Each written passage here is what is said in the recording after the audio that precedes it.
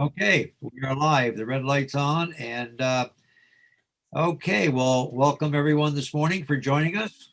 We are taking up S40, I believe it is, an act relating to the use of colored lamps on fire trucks, fire departments, and emergency medical service vehicles.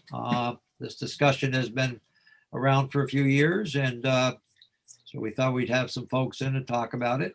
And so with that in mind, who is our first guest this morning? Who would like to lead off? Anthea, would you like to lead us off? I'm happy to do a walkthrough. Sure, go right ahead. Thank you. Okay, so for the record, Anthea Dexter Cooper from the Office of Legislative Counsel. And while Liz is giving me share access so I can put the bill up on the screen, I'm just going to tell you what the big picture is. Yep. It's a pretty short Good. bill. Good, thank you. So this bill would have one substantive change to existing law, and that's the language that's on page 2 at lines 9 to 12. And this would allow for certain fire and emergency service vehicles to get a permit from the Department of Motor Vehicles to have a single blue signal lamp that is primarily visible from the rear of the vehicle and only used when parked. And this would be in addition to the siren and the red or red and white signal lamps that these vehicles are already allowed to get a permit for from the Department of Motor Vehicles. Everything else that you're going to see on these 2.5 pages is either small cleanup language from Leg Counsel and the editors, or it's just a change to reflect the change that we're making with that one substantive change. So you'll see, for example, there's a pluralization of lamp to lamps, since these vehicles would now have multiple lamps. But the piece to keep in mind from the big picture view is that it would be allowing a permit for that one additional signal lamp, the blue light, visible primarily from the rear of the vehicle and only to be used when the vehicle is parked. And I've now stalled long enough that I have sharing access, so I will put the bill up. Okay, thank you very much. Okay, so can you guys see S40 up on your screen? Yes, we can. Yes. Excellent. Thanks. Okay, so first change on line 19 is just addressing the fact that this should be an and as opposed to an or, since the vehicles that we're talking about here can get a permit for a siren and signal lamps as opposed to just a siren or signal lamps. So that's just a cleanup correction. On page 2 at lines 3 and to 4, I think you can probably hear from people on this committee meeting who know far more about these vehicles than I do, but my understanding is that the change on lines 3 and 4 is just intended to better describe the sorts of vehicles that fire departments are using, instead of using the phrase fire apparatus, saying other emergency medical service, EMS vehicles, and vehicles owned or leased by a fire department, which would be capturing a fire apparatus in there. Lines 2 and 3 is where we get the existing law, so you'll see no underlining here. And this is where you're getting the sirens and the red or red and white signal lamps. So this is existing law, no proposed change here. Moving down the page, lines 9 into 12, this is where you're getting the substantive change. This is allowing, in addition to those lights and siren, in subdivision A, one blue signal lamp may be authorized for all EMS vehicles or vehicles owned or leased by a fire department.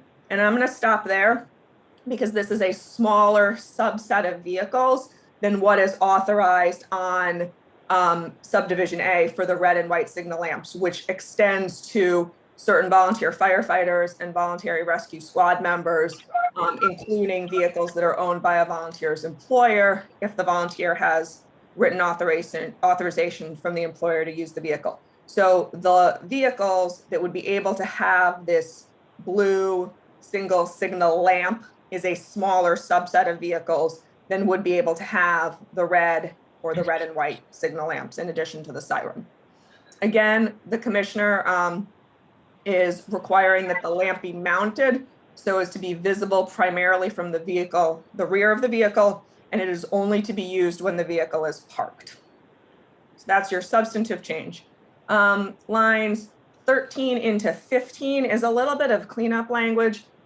One, you're now dealing with a situation where with the addition of subdivision B up above, now you're having a vehicle that would be authorized multiple permits. I'm also not entirely sure why this language is necessary, given the fact that subdivision 1 and subdivision 2 in existing law deal with entirely different types of vehicles. Subdivision 1 are your law enforcement vehicles that can get the blue and white signal lamps. The ones on the top of the vehicle, nothing to do with visibility from the rear or parked.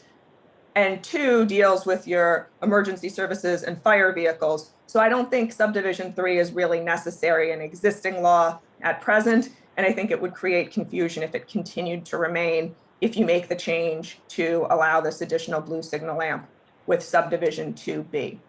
And then finally, in section 2, this is the last of your cleanup language.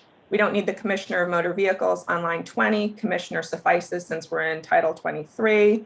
And then here on line 5 of page 3, that's the pluralization of lamps from signal lamp to lamps. And this is what requires that the vehicle lamps be covered when it is not in use or removed. So that would extend to this blue signal lamp in addition to the existing signal lamps, the red and white ones, and then using emergency medical service vehicle as opposed to ambulance. I think that's the correct term that's supposed to be used in statute, and a pluralization of operation to operations. In section 3, your last section is that this bill will take effect on July 1 of 2021. So that's the date when the Commissioner of Motor Vehicles would be able to start issuing these permits. Went through that very quickly, but I think it's pretty straightforward with the substantive changes. And I'm happy to answer questions. Good. Before we get started, just a couple of things for the folks that are testifying today for the first time. This is Senate Transportation Committee. We have Senator Ingalls from Essex Orleans, Senator Chittenden from Chittenden County, Senator Perchlik from Washington County, Senator Kitchell from Caledonia County, and I'm Dick Matt. Caledonia Orange. Oh, Caledonia Orange. I'm sorry. And I have my sheriff from Orange County. You can't. Okay, and I'm Senator Mazza from Grand Isle, Chittenden County. With that, I'm going to have Senator Terenzini. He has to get to another committee, and I was asked that he would speak first. He's one of the sponsors, so that he can get back to committee. Is that all right? Okay, go right ahead, Senator. Well, thank you. Excuse me. Thank you, Senator Mazza. Nice to be in transportation for the first time, and nice to see so many of my colleagues on the screen. So to the Senate Transportation Committee, thank you for the opportunity to come and speak about this very important potential piece of legislation. I want to personally thank Senator Perchlik for introducing this extremely important bill for the committee's consideration. When I learned of this bill being introduced, I called Senator Perchlik to congratulate him on introducing such a common sense bill. He beat me to the punch, and I'm glad that this committee is taking it up. In May of 2005, an ambitious Rutland High School senior joined the Rutland Town Fire Department. Here's where my dedication to public service and spirit for volunteerism was first born. One of the earliest lessons I learned was from one of our assistant chiefs at the time. I'll never forget him asking me, "What's the quickest way to get killed as a volunteer firefighter?" I quickly answered by saying that it was obviously being burned in a fire. He unequivocally told me that I was wrong. The answer to him was simple. The fastest way to die as a volunteer firefighter was at the scene of a motor vehicle accident by a distracted driver. This early lesson always stayed with me, and you learned to grow a set of eyes in the back of your head when you were at a car accident. This simple yet meaningful bill that sits in your committee is a way to save lives, period. Each year for the last several decades, anywhere from 5 to 20 firefighters in the United States have lost their lives at the scene of a motor vehicle accident. In 2019, that number equaled 8% of all U.S. firefighter deaths. On the National Fire Protection Agency's website, better known as the NFPA, we can read the following. A firefighter was struck at the scene of a pre-dawn motorcycle crash. The road had been closed to passing traffic, with emergency vehicles parked with their lights flashing. The driver of a semi-truck failed to stop and struck two parked cars at the scene before striking the firefighter who was standing near the original crash site. The driver said that he thought the light ahead of him were the lights of an oncoming ambulance, and that faulty brake on his truck prevented him from stopping in time. We can also see that one firefighter was at the scene of a motor vehicle crash. While checking the driver of one of the two vehicles involved in the crash, he was struck by the side mirror of a passing semi-tractor trailer and pinned between the two vehicles. He was wearing a traffic safety vest. These are just a couple examples of the tragic deaths that occur all too often by distracted drivers. Car accidents to the general public are something that they don't see every day. Naturally, curiosity gets the best of the driver, and their attention to driving becomes distracted. With smartphones, oftentimes drivers have the nerve to film the emergency scene rather than paying attention to the road. This makes for a dangerous situation for our firefighters and EMS personnel. Data shows that blue lights are easier to see at night, in the snow, and on a foggy day. Seeing a blue light causes an instantaneous sensation within a driver to hit the brakes, as we are all trained that blue equals police. Speeds from motorists at auto accidents are nearly always slower when a police officer is on the scene. Unfortunately, there isn't always a law enforcement officer readily available to respond to the crash along with the fire apparatus. Using Rutland Town as an example, there were 41 motor vehicle accidents in 2020. This equaled 24% of their total call volume. Route 4 headed east to west and Route 7 headed north to south run right through this highly traveled community. Red lights, reflective safety vests, and cones are simply not enough to keep our brave men and women safe. I can't tell you how many cones were destroyed on an annual basis from distracted motorists. Thank God these cones were not people. As I conclude my testimony, I would offer a few final thoughts. First, I would not support individual volunteers using blue lights in their own vehicles. This is asking for trouble. Having red lights and sirens in the personal vehicles of our volunteers is a great responsibility already. Secondly, do we know with certainty that the deaths that I referred earlier would have been avoided if the fire apparatus had a blue light flashing? Of course not. But how do we know that it wouldn't have prevented even one of those deaths? If it had, then putting a blue light on a fire truck is well worth it. Thirdly, it's no secret that some fire departments have already made the bold decision to include a blue light in their lighting packages on the rear of fire trucks. This is also true when you look at several police agencies who have made the decision to run a red light along with their blues. This bill would show that we stand with our first responders and hear their concerns. Finally, when I ran for the Senate, I wanted to be able to make a real tangible difference for our state. Here is a way that we can all do better for Vermonters. We can potentially save the lives of our emergency personnel who risk their lives for us every time the pager goes off. All we are talking about here is a simple blue light on the rear of a fire truck. This simple step in the right direction will cost peanuts and could be the reason a mom or dad gets another opportunity to go home and tuck their kids in at night. Thank you for the committee's time, and I truly hope that we can send this bill to the entire Senate for the vote that it deserves. Thank you very much. Any questions for the senator before he can stay with us or go back to committee? Any questions? No, thank you very much for appearing this morning, and you're welcome to stay or go back to your committee. Thank you, Senator Mazza. Thank you. Next on our list is Colonel Birmingham for the Vermont State Police, and welcome, Colonel, and thank you for joining us. Thank you. Excuse me. Thank you, Mr. Chairman. It's an honor to be here. My name is Matt Birmingham. I'm the director of the Vermont State Police.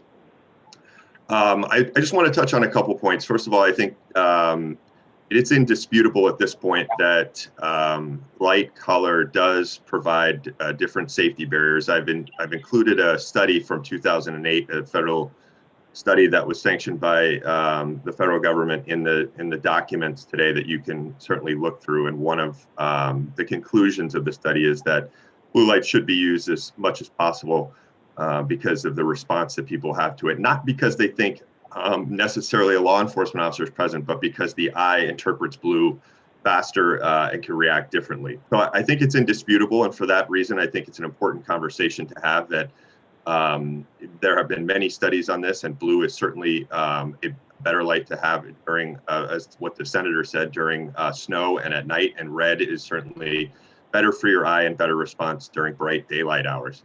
The study also looked at intensity of light and a few other things, which modern light bar packages address the intensity of.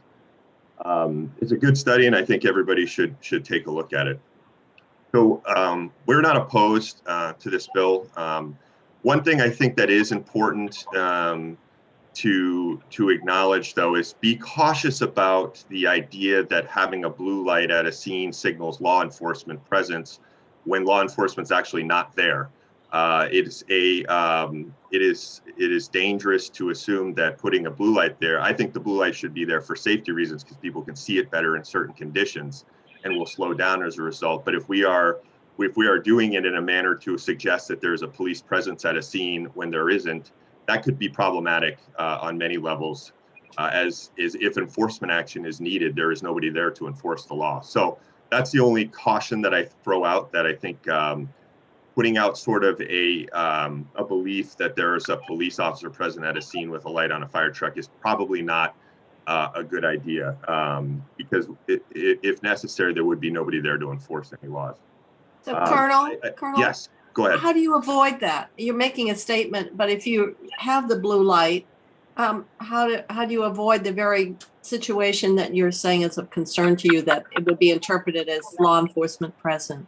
You can't avoid it. It's just people's natural reaction. I just wanted to throw it out as a point of caution. You're not going to be able to avoid it. People will believe there's police there, but I wouldn't vote for, suggest that this bill passed because of that reason, that we're setting up a belief that there are police at the scene. I think the studies around light color are much more important for me anyway, as a reason to move this bill forward, because they do provide greater safety because people's reaction times are faster for certain color lights in certain conditions. And for me, that reason is indisputable and one that should not be overlooked. Okay. You're not going to be able to avoid that people think that law enforcement is at a scene. They will think that, and that is a word of caution for me. I think that has potential pitfalls to it. It could work. It could work too to slow people down, but using that as the catalyst for moving this bill, I think is dangerous, because we're sending a message that there's actually something happening that's not actually happening. So that's just a word of caution. It's certainly not a reason for me to suggest this bill should not move, because I think the safety impacts are far more important in that regard. Okay, thank you. Everything is a balance. Everything is a balance. Yes, Senator. So I would suggest too that I do support the guardrails that are in effect here. I think that it's incredibly important that it is a single light on the rear of a government-owned EMS or fire apparatus vehicle and not personal vehicles. I think that could open the door to significant abuse and misuse of authority. I think that the other important thing is that it's rear-facing. I think when you start putting anything forward-facing that has blue in color, it signifies law enforcement authority and could be used inappropriately. So I think rear-facing, and most, if not all, crashes at car scenes, especially on the interstate, come from the rear. So I think that addresses the safety issues. I do think that, and I know this bill limits it to a single light, but there should certainly be, if you are obtaining a permit for a red light for a fire or EMS apparatus, that the majority of the lights on that vehicle are in fact red and not blue. But since it limits it to a single light, I think that takes away that concern. And I do believe that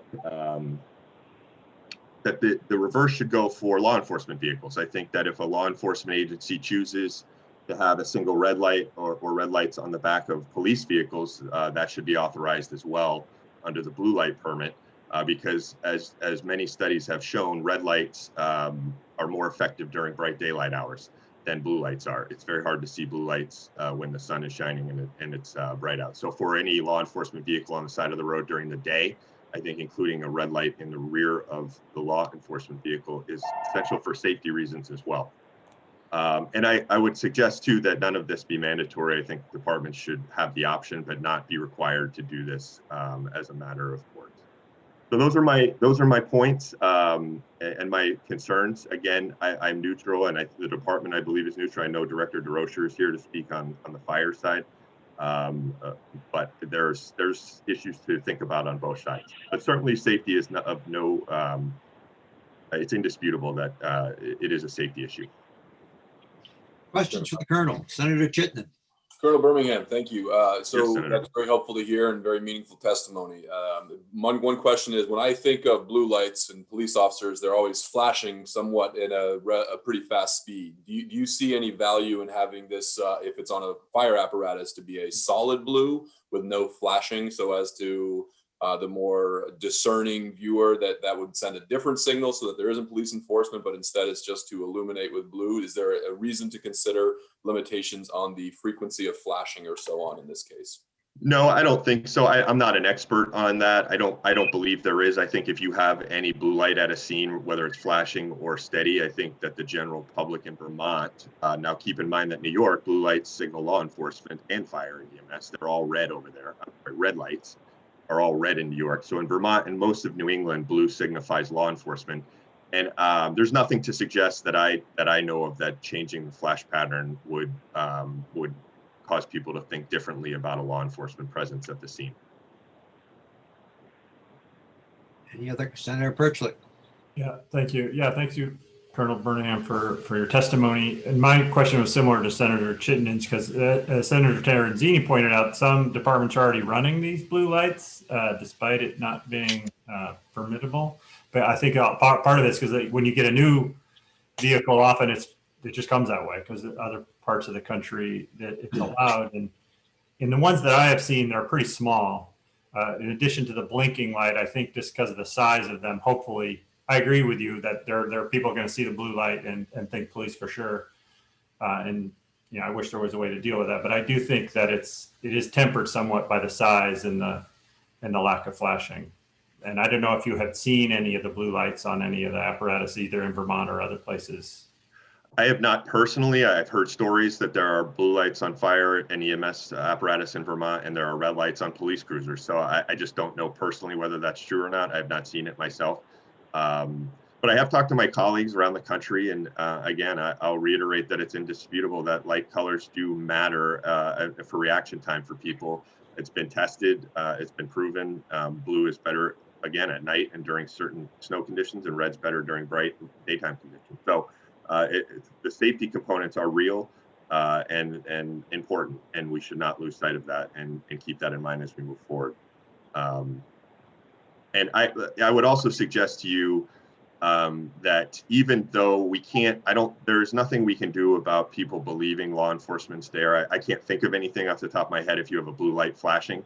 But I would suggest to you, even though the senator is correct in his statement that many times police are not at the scene quickly and they're pulled in multiple directions, most car accidents and crashes will have some blue light at the scene with law enforcement within a reasonable amount of time. It's not always the case, definitely not. And fire and EMS generally get there first, especially in areas where they are full time.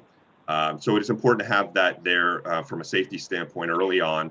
But then I think because police will eventually respond and be present at the scene, I think that concern can be mitigated by the knowledge that most car accidents in Vermont have law enforcement at them eventually. Okay, thank you very much. That was good testimony. Anybody else before we move on? Thank you, Colonel. Appreciate it. Thank you all. I appreciate your time. Next on our list is Dean Gilmore, Vermont Firefighters Association. Is Dean with us this morning? Yes. Can you hear me? Yes, we can. Good morning, Senator Mazza, members of the Senate Transportation Committee. Good morning. My name is Dean Gilmore, Assistant Chief of the New Haven Volunteer Fire Department, Chair of Vermont State Firefighters Association's Governmental Affairs Committee, VSFA representative to the Vermont Fire and Rescue Coalition. I would like to work for Senate Bill S40. Adding the usage of blue light, one blue light on the rear of fire apparatus and rescue vehicles is all about the safety of our first responders while out on the highway. Studies done in 2004 by the State of Florida Highway Patrol, 2008 by the University of Michigan Transportation Institute, 2012 by the Federal Signal Corporation, which is a company making signaling equipment, all determined that people that are color deficient, red was the first color they couldn't detect, while blue was at the opposite end of the spectrum. It was also determined that the blue lights are more effective during high sunlight conditions. Those studies were supported by the studies from SAE, Society of Automotive Engineers, and the U.S. Fire Administration, which also suggests, because of the change in human vision from the cones during the day to rods at night, combinations of blue and red are most desirable to obtain the maximum performance under both day and night. That being said, we also fully support the use of red lights in the combination with blue on the rear of law enforcement vehicles as well. House Bill H56 includes language to cover us all. We are all responding to and working at emergencies on our highways. These lighting packages are standard on all fire and rescue apparatus being built today and being used by many throughout the state already, including law enforcement. House Bill H56 also excludes the requirement that these lights only be activated when parked. This requirement would eliminate many departments from being able to use this safety change on apparatus because all manufacturing companies are now using multiplexing electronics. These wiring systems are using computers to measure amps, output, etc. You can no longer splice into these systems without causing many electrical issues. Most departments today would just need to change the light lens to an existing light without causing any issues. That light would activate with all other emergency lights. This multiplexing is the practice today, even with municipal dump trucks. In conclusion, as I stated at the beginning of my testimony, this is all about the safety of our first responders being safer while performing emergency operations while out on the highway. We need to use each and every tool in our toolbox to protect our people and making sure they all return home to their families safely. We ask that you help in this mission by passing S40 with the changes that are included in H56 and allowing us to move forward. Again, on behalf of the New Haven Volunteer Fire Department, Vermont State Firefighters Association, and the Vermont Fire and Rescue Coalition, I thank you very much for allowing me for the time to testify before you today. And we hope you please stay safe. I would also like to point out that we have no intention of this ever being used on personal vehicles. Okay, well, thank you very much. Any questions for the gentleman this morning? I don't see any. Senator Perchler. Yeah, and Mr. Gilmore, if you had one last thought, you could finish that. But my question is, I wasn't totally clear on your position on H56. I know it has the thing about red lights with police, which I'm definitely supportive of. But on the why parked, were you saying that you didn't support the why parked restriction, or that you did? We do not support the while parked restriction because of the fact that you cannot tap into these multiplexing systems without creating major electrical issues. Because these multiplexing, what it does is it's a computer that's put into the apparatus, and it communicates with the computer of the vehicle manufacturer. And when you start messing with those, when you turn on say you turn on a directional light, it may be the opposite side, or it may not work at all, and it just creates, what happens is one computer is trying to do something and the other computer is trying to recognize it, and it sees it as a fault, tries to correct it. So they don't work together well, and it's all done on amperage and outputs and all that stuff, and the draws.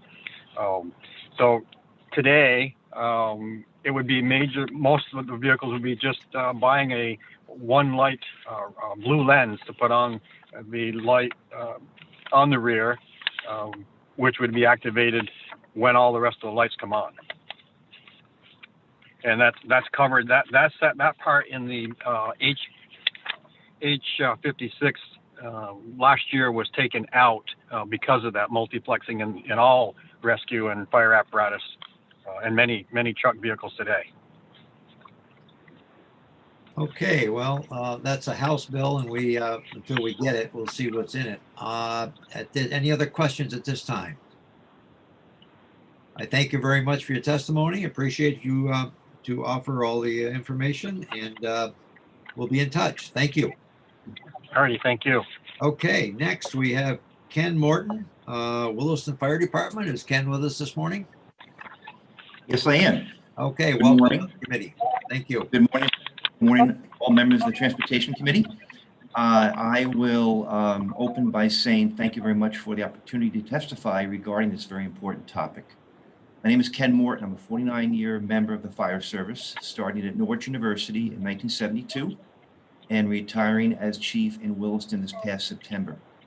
And prior to my retirement, I was president of the Vermont Career Fire Chiefs Association, and I was chair of the Vermont Coalition for Fire and EMS Services. During my 30 years as fire chief, both at Norwich and in Williston, I witnessed many, many near misses, heard about near misses from my officers, and read about crashes involving fire apparatus and ambulances.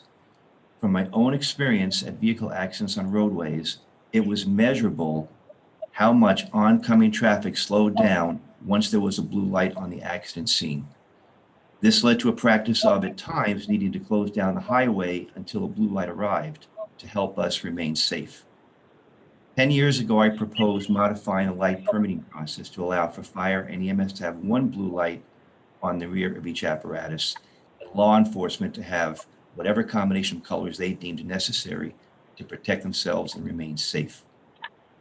The rationale behind the previous bills before the Senate and House is simple: visibility, which ultimately leads to emergency responder safety. As there will be other testimony, I'll not repeat what's included in what Chief Gilmore brought forward. Instead, I'll focus on a couple of issues. One is to dispel some of what I've heard in the past with legislation and to set the record straight. This bill allows for placement of one flashing blue lens on the rear of an emergency-owned vehicle. No rotating blue lights, no blue lights on the side or the front of a vehicle. Why? The intent of the bill is not to represent a fire truck or an ambulance as a law enforcement vehicle, but rather to be better seen as motorists are approaching from the rear, especially at high speed and especially at night. This bill is not intended to cause a firefighter, EMT, state hazmat team member, or others to represent as police officers.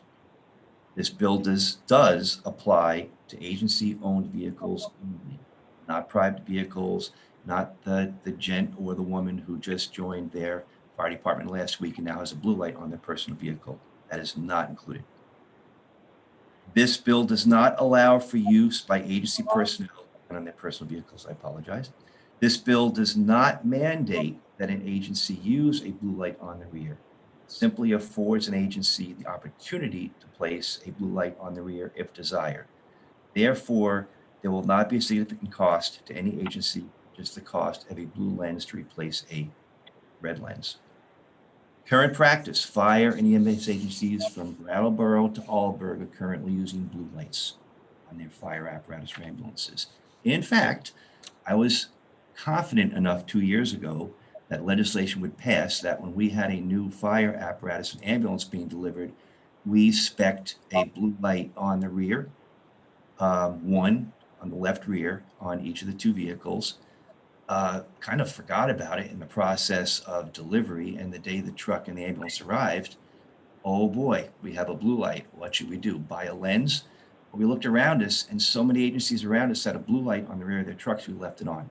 That was 2 years ago, and there's been no issue since. And of course, many law enforcement agencies, as described by Colonel Birmingham, are running red lights. And again, if that keeps them safer, it makes sense. And again, per Colonel Birmingham's comments, in New England, New York, Jersey, and other agencies across the country, multicolored combinations being used. The data supporting this change makes sense. First, visibility. Studies have addressed lens color differences, day versus night, red versus blue, and all shown the blue is the most recognizable color. I've actually yet to find a study which concludes that red is a preferred color. Findings from the studies: red is more visible during the day and blue more visible at night. And in Florida, the Highway Patrol has changed their cars to actually have predominantly red or blue colors during the daylight or evening hours. The last color affected by varying levels of color blindness is blue, and the first affected is red. Red is more visible in strong daylight. Blue has a shorter wavelength in the color spectrum. It gives a perception of being much closer and moving toward you. Red has a longer wavelength and gives a perception of being farther away and moving away from you. The result is that blue lights allow for an earlier response by oncoming motorists and result in a greater cushion of safety. Red lights have a moth effect. They draw you in. And last, the human factor. Blue lights mean authority. And I agree with Colonel Birmingham. We do not want fire and EMS folks to represent or be perceived as law enforcement personnel, but it's a fact. People see a blue light, they think authority, and they have more of a tendency to slow down. It gets people's attention faster. In closing, I quote a chief of police from Ohio. He said, think about it. If you're driving down the road at night, what do you see? Red lights. They have stop signs, traffic lights, and brake lights. Blue lights are more visible, and they stand out to you. At the end of this process, my interest is to keep all emergency responders as safe as possible, while at the same time not infringing on the role of law enforcement. I feel legislation which supports science and which is already being practiced supports that interest. Thank you for your time and your support. Questions? Well, thank you very much for all your years of service. And do we have any questions from Ken this morning? Very good presentation. Thank you very much. Thank you. Okay, next we have the Sheriff of Orange County. Is he with us this morning? Yes. Okay, good morning. Thank you, Mr. Chairman and Senators. Good morning. Last, but it's interesting. You heard a lot of testimony, and there's no argument that the blue light on the back of a fire apparatus or emergency ambulance will help save lives. We are not disputing that whatsoever. And whether it's stationary or moving, as long as it's on the rear of the vehicle, we have no issues whatsoever. We support it. You covered everything, from the personal ownership of vehicles, whether it's the agency or department owned or leased. So everything I think, has been covered very well. And it's not a requirement that you must display a blue light or a red light on the rear of the police vehicle, but it would bring into compliance what's the current best practices. And as you heard, this has been going on for many, many years. Right here, even in Orange County, we see several ambulances and fire trucks already have the blue light in the back, and there hasn't been any issues whatsoever. So, we're in support of this. So, all law enforcement and EMS and fire, we all do work together. So, it's I think it's time to update our laws, and let's do what's right and necessary to keep Vermonters safe. Thank you.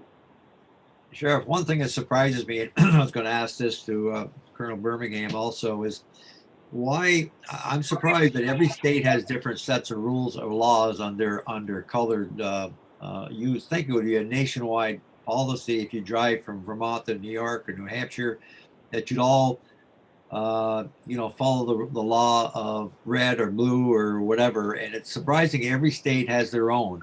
Any comments on that? Why isn't it a national issue? Blue is blue and red is red, or together. It's just because when I hear when you order a fire truck, it'll come through with a blue light sometimes. And you would think that every state is so different. How many states have different varieties? Is it?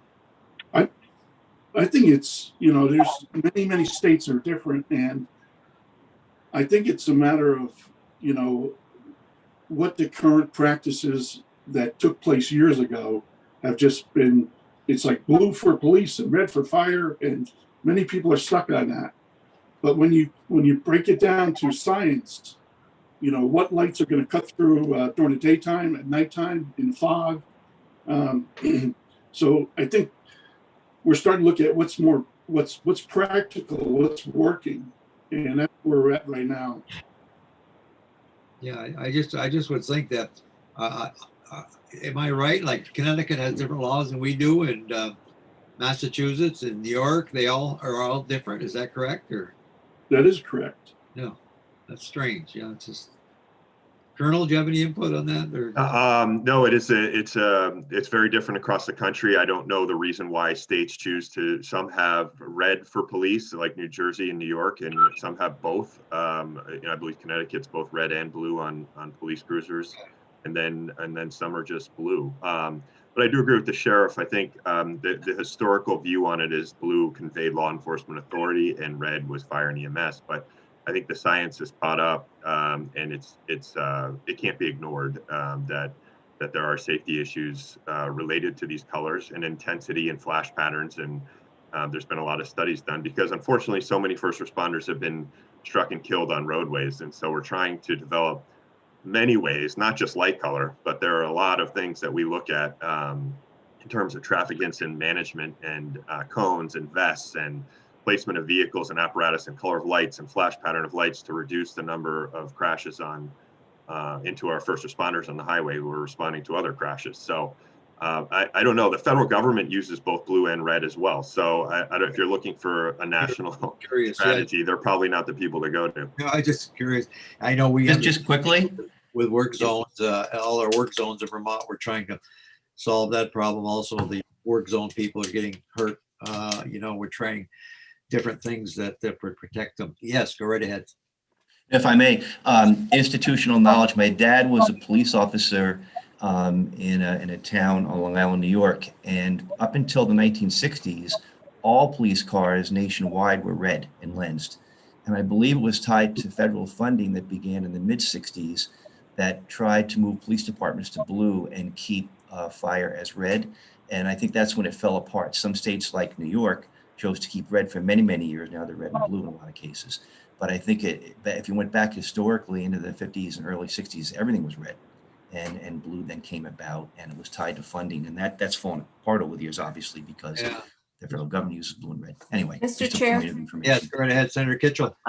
Yeah, so for those of us who have been on this committee, this blue light legislation is not new.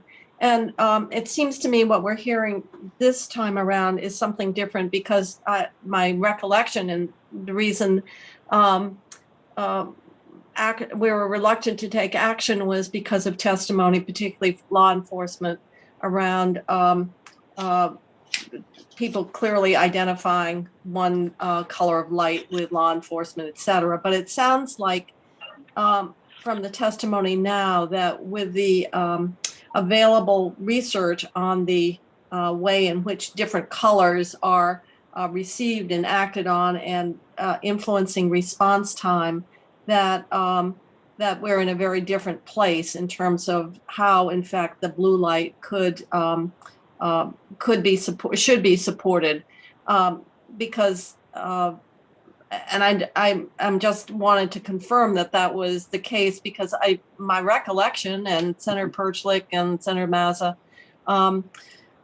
we had I think it was Senator Flory who had also sponsored legislation on this subject, and we took testimony but decided not to act. So if my memory is correct, there was opposition, but that view and that legacy perspective has now been really revised in light of the most recent research. Is that a correct takeaway from what you're telling us? Absolutely. Senator, you're absolutely right. The Vermont Sheriff's Association for years, we're adamant with blue light for law enforcement. And, we changed. We're looking at science. Okay. We need to look at everything. When you talk about work zones, we need to look at what's best practice and how do we keep our people safe, whether it's a flagger on the side of the road, a fireman at a traffic scene, EMS, getting someone into an ambulance. We just need to see what works the best, and let's keep moving forward. So, okay. Thank you. You're welcome. Any other questions at this time? Senator Mazza? Yes. Senator Perchuk. I was just going to say that's one of the reasons why I introduced the bill, Senator Kitchell, because I did talk with some law enforcement, because that's what I heard in the past, is that it never went anywhere over the opposition of law enforcement, which was understandable. But when I introduced it, I did check, because I didn't want to be, crossways with our officers. But they were saying, no, things have changed. So that was one of the reasons why I felt more comfortable to do. I mean, I had my own personal experience on my own volunteer fire department, but it was hearing that the law enforcement had changed a little bit, that why I introduced it. Well, it's nice to know science is at work. Any other questions? Senator Mazza, this is Dean Gilmore again. Yes. The other change that's happened is all of our organizations for years and years were territorial. And over the past several years, we've gotten much better at all working together and realizing that we're all in there to protect lives and property and the environment. And so we've gotten really much better at working together as a team. And so the territorial issues have kind of gone away for the most part. And I think that's for the betterment of all of the emergency responses. So You said you're working with the House on a bill now, and the House has a bill? yeah, H46 is so the House bill. Okay. So Yep. you're working with them at this point. Okay. Correct. All right. Anything else at this time this morning? Excuse me, H56. I'm sorry, H56. Okay. So, Yes. Senator Mazza, Yes. Go right just ahead. one quick question. Does this answer your questions on the blue light special? You know what? One of the concerns, and I'll be honest with you, that I've had in the past is I don't want this to get out of hand and grow, that the blue lights become available on everything that we see. We start with one blue light. Does that stay one blue light? Or does it get to a point where there's, okay, now we got two, now we got on the front, now we're using them as we move the vehicle. And there's a protection here that I'm very concerned about, that Yes. we don't want it to grow. And I think I thank the volunteers every day. I mean, when they go by my place all hours of the night, but does it extend to them? And the first thing you know, we have blue lights on a lot of vehicles that shouldn't have them. And that's always been my concern, not because they're not safe, but there's a point where we've got to protect the blue light, and we got to protect the red lights. And if they can work together, hey, I think it's great. But that's been my concern in the past. Didn't we get a request for a purple light for undertakers? Yes, and that's been around, and I think they ought to speak about this if it's something, because they used to have a light years ago. But it's, of course, there hasn't been any funerals for some time now. But yeah, you just have to be very careful, I think, when you extend lights, because we don't want it to get out of hand to the point where everyone has a blue light. Then it just, the whole purpose of the lights diminishes, as the police don't have the power, or fire don't have the power. But if there's a workable solution that they both can work under, sure, I'm all for protecting. Especially, we have so many people that volunteer every day and night of their life, protecting us at homes, holidays and all. And I'm sure the chief in Williston's, what, 30 years you said you were chief or something like that? And that's a long time to dedicate your weekends and nights and everything else. So at this point, unless I hear anything else, anybody has anything else to offer, we could end this discussion, and the committee will continue to work on it. All right. Anything else at this point? Thank you, everybody, for coming this morning and spending time with us. And you did a great job, and we'll be back later. Okay. Thank you. Thank you. Okay, committee, we're going to stay here. We're going to continue on with our next subject, and we're going to move on to V-Trans COVID relief package, which we've postponed a couple of times. So I think we can do it this morning. I believe we have 3 or 4 people from AOT. I think there's Wayne and Michelle and Lenny. And are they all with us yet? Because I know we scheduled them for 11 o'clock. Are they there? Are you here? If not, let's just take a break till 11 o'clock. Yeah, Okay? I'm not here yet. That's a good idea. That'll simplify it. We'll have a break. It's 11 o'clock. Thank you.